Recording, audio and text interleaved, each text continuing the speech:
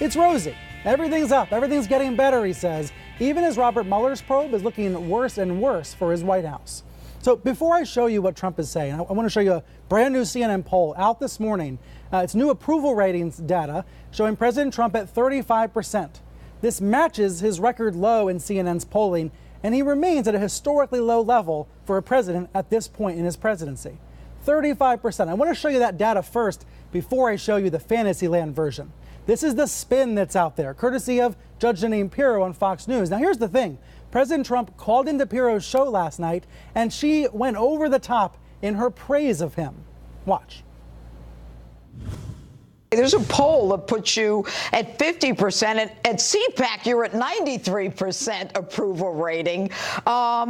You did all this in 1 year with the economy.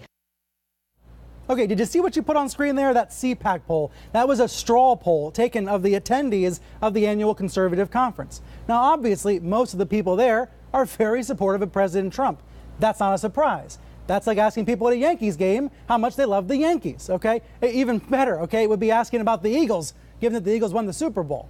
Now, President Trump calls into Pirro's show. He gets all this positive reinforcement. He gets told how his approval ratings are soaring, when in fact, let's put that CNN data back up on screen, he's at 35%.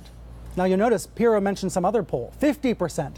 That's a Rasmussen poll that actually is not strong enough. It's not the kind of poll that outlets like CNN even cite because it doesn't meet our standards. It doesn't even call people on cell phones. It only calls landlines. Anyway, I think this is an example of Trump's fantasy land. He's willing to give an interview to one of his friends who tells him how great he is, where the real data tells a story that's much worse, much more troubling for his White House. We've seen this over and over again recently. The president says one thing in his fantasy land when the facts show otherwise. This weekend, he's saying that the Democratic memo that's supposed to rebut the Nunes memo, he says the memo is nothing, when in fact, the Democratic memo made a lot of news. Now, it seems President Trump was watching the coverage of this memo on Fox on Saturday. You could tell because he was basically live tweeting Fox News. But even when Fox News told him the truth, even when Fox got it right, President Trump got it wrong. I want to show you this because it's a really stark example of the president misquoting what he's hearing.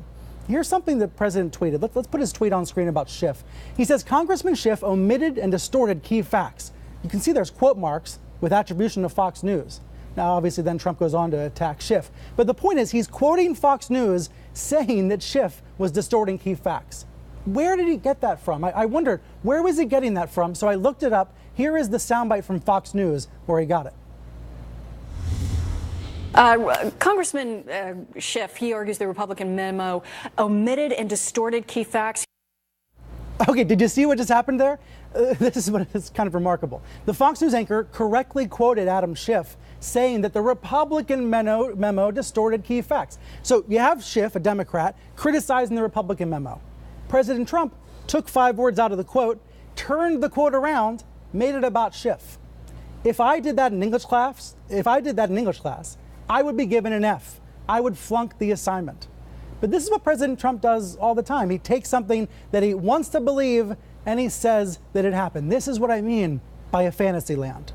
And we've also been seeing this in the wake of the mass shooting in Florida. It was remarkable to see the president leading these listening sessions at the White House. But now, when he's at CPAC, when he's calling into Pirro's show, he's promoting this idea of arming more and more teachers. Let's take a look at how he framed this discussion at CPAC. The teacher would have shot the hell out of him before he knew what happened. This ridiculous rhetoric has to stop. This is part of Trump's fantasy land. First of all, the national debate about this should be about stopping all shootings, not just school shootings. It shouldn't just be about teachers and students. Second, this is fantasy land thinking. Let's take the Las Vegas massacre. There were many officers, both at the concert and inside the Mandalay Bay Hotel, and yet 58 people still died. We've got to provide the proper context for these ridiculous quotes that are out there. Even if President Trump prefers to live in a fantasy land, journalists have to at least try to help him see the reality. Joining me now is Dan Rather, former anchor of the CBS Evening News. He currently anchors the News with Dan Rather on the Young Turks streaming network. And in Washington this weekend, Sarah Westwood, White House correspondent for the Washington Examiner. and Doug Heye, a CNN political commentator and former RNC communications director. Doug, let me start with you. Sometimes when I try to point out these misquotes, these misattributions, this sloppiness, this misleading rhetoric, I get a lot of people to respond to me on social media and say, Brian, we know, you don't need to tell us at this point. Is there any value anymore, Doug, in trying to point out the daily deflections and spin? You know, there's so much noise these days that it's hard to filter things through. I think it's important to point out where things are right and wrong. And let me say in full disclosure, since you showed the Jeanine Pirro interview earlier, I had been invited on that show several times before I joined CNN. And I'm really proud to say that I said no every time, and not just because it was on a Saturday night. This show and other shows on Fox and other shows on other networks, I think take their rhetoric to the extreme. I think there's no better example of that than Jeanine Pirro's show, is why I'm proud that I always said no to their show. But look, yeah, of course, it's important to hold any politician accountable. I will say, though, as a conservative, there are a lot of us who feel that all the fact checkers who have set themselves up to be essentially independent arbiters of truth have their own biases that need to be brought out.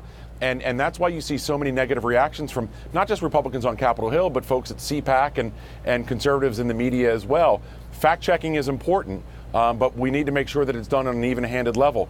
Trump creates some of the biases against him on his own, which is its own problem. Sarah, what's your impression? You were at CPAC for a few days. You heard President Trump up there on stage. He was giving really a campaign-style stump speech. Is this what he prefers to be doing, trying to go back to what worked so well for him during the campaign? I think we've seen that more and more, whether it's calling into a Fox show, which was a tactic that he deployed very frequently during the campaign to allow him to sort of blitz all media coverage to these more freewheeling speeches, which is obviously his preference, rather than giving the structured kind of remarks that are required of a president. President Trump really feeds off the energy of crowds. So the CPAC crowd was very friendly. I think that his speech sort of went off the rails at certain points because he was sort of interacting with the audience. At one point, I'm sure you noticed, he inexplicably asked the audience to clap for whether they preferred tax cuts to the Second Amendment. It's something that doesn't totally make a lot of sense intellectually, but he was loving the fact that the crowd was loving him, and I think that amped him up a lot. Dan Rather, as someone who has been covering presidents for decades, have you seen this kind of fantasy land thinking or behavior before? No, we've certainly seen behavior we didn't like in presidents, but we've never seen anything like this. This is new, and I do think that most people get it, that most people understand that they're facing on a daily basis from the White House and from the president himself the rough equivalent. You're facing a fertilizer spreader in a windstorm, and it's past the point of shock with the president. That Donald Trump, in his mind, you can argue he's delusional. He thinks he's triumphant.